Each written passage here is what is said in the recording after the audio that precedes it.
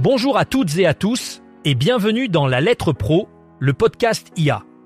Ici, nous vous apportons les dernières nouvelles du monde de la radio et du podcast, automatisées par l'intelligence artificielle. Chaque jour à 19h, je suis Brulatour, le rédacteur en chef de La Lettre Pro, et aujourd'hui, nous sommes ravis de vous présenter un programme riche en actualités passionnantes. Commençons par l'événement exceptionnel de France Musique qui se prépare à diffuser 30 heures d'antenne en direct depuis la Cité des Congrès à Nantes. Du vendredi 31 janvier au dimanche 2 février 2025, France Musique s'installe pour la folle journée de Nantes. Un rendez-vous incontournable pour les amateurs de musique classique. La station a prévu une programmation variée avec des concerts, des émissions en direct et des reportages captivants.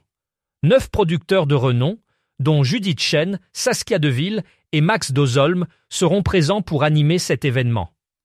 Les auditeurs auront la chance d'assister aux émissions enregistrées dans le studio France Musique et de participer à des rencontres et dédicaces. Parmi les moments forts, la matinale Musique Matin par Jean-Baptiste Urbain, des concerts de Schubert et Beethoven et un concert de clôture dirigé par Saskia Deville avec l'Orchestre Philharmonique de Nice. Un week-end prometteur pour tous les passionnés de musique classique. Energy Podcast vient de lancer une nouvelle série captivante intitulée « Erreurs à la barre » qui se penche sur les plus grandes erreurs judiciaires de notre époque.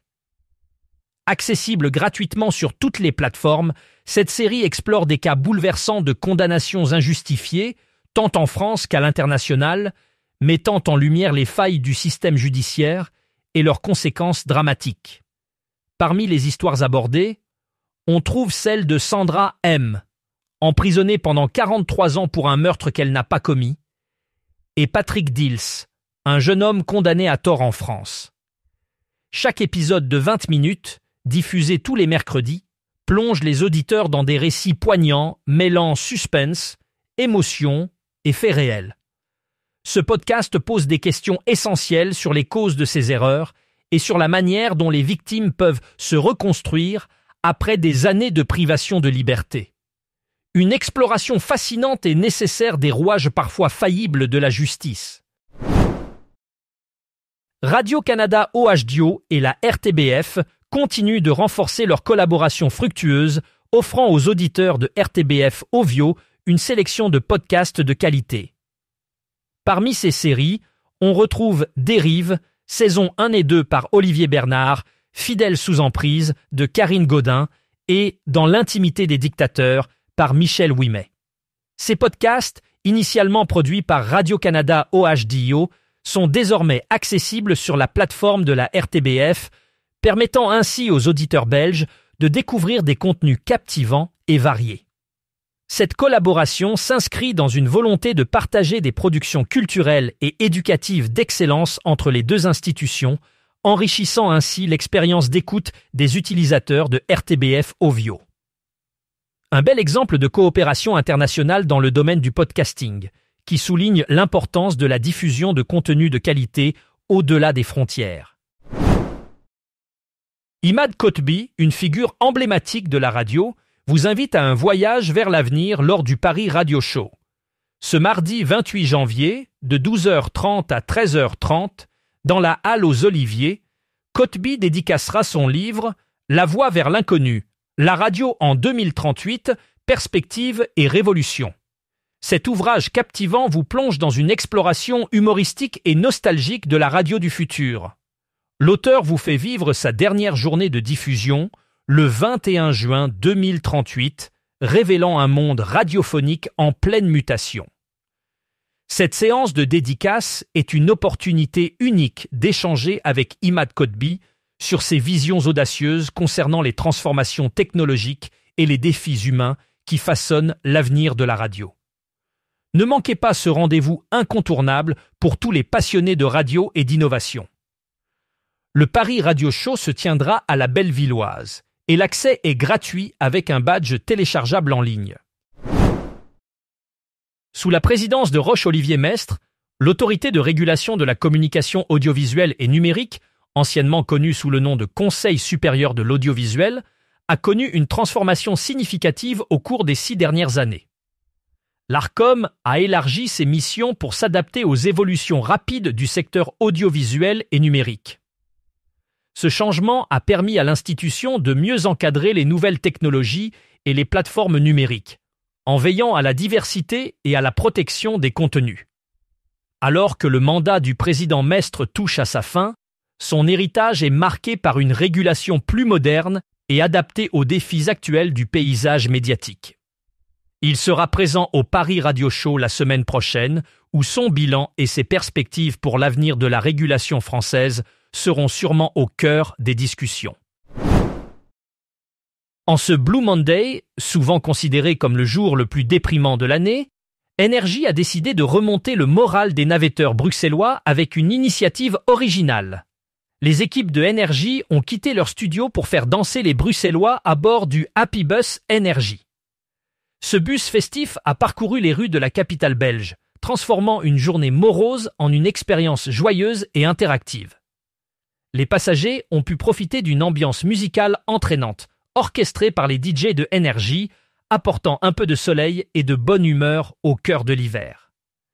Cette opération a été un succès, prouvant une fois de plus la capacité de Énergie à innover et à créer des moments inoubliables pour ses auditeurs.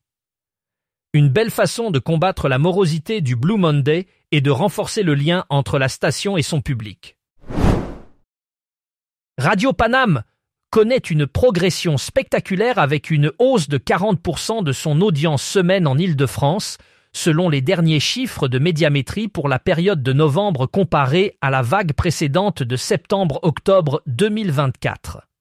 La station, qui diffuse une sélection de belles chansons françaises et internationales, attire désormais 140 000 auditeurs par semaine dans la région, portant son auditoire total à 375 000 personnes. Cette performance impressionnante renforce la notoriété de Radio Paname, qui atteint désormais plus de 21,5% en Île-de-France. Emmanuel Rials, président de Groupe de Radios, souligne que cette progression illustre la vitalité de la station et l'adoption croissante du DAB+ en France. La stratégie musicale de Jean-François Latour continue de séduire les auditeurs et la station capitalise sur l'intégration de la norme DAB+ dans les véhicules neufs et anciens, envoyant un signal fort au marché radiophonique et publicitaire.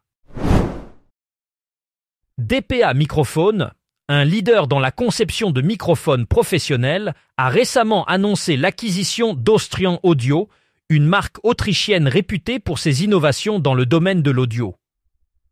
Cette collaboration stratégique marque une étape importante dans le développement de solutions audio haut de gamme, renforçant ainsi la position de DPA Microphones sur le marché mondial.